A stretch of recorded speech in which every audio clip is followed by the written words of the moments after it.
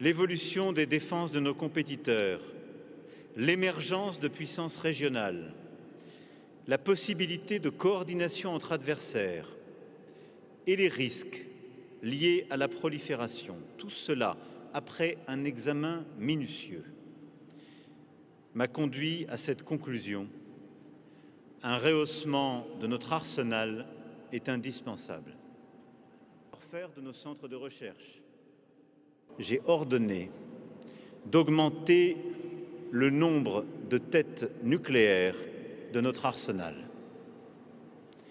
Pour couper court à toute spéculation, nous ne communiquerons plus sur les chiffres de notre arsenal nucléaire, contrairement à ce qui avait pu être le cas par le passé.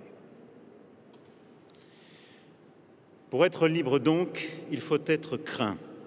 Et pour être craint, il faut être puissant.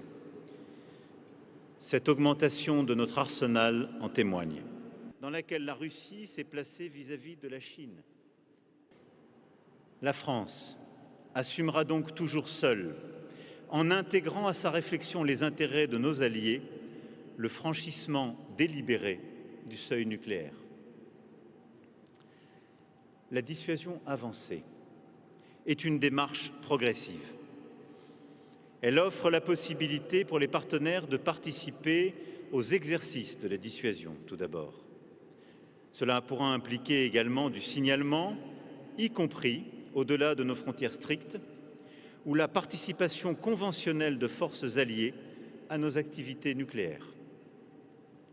Elle pourra enfin prévoir le déploiement de circonstances, d'éléments de force stratégiques chez nos alliés.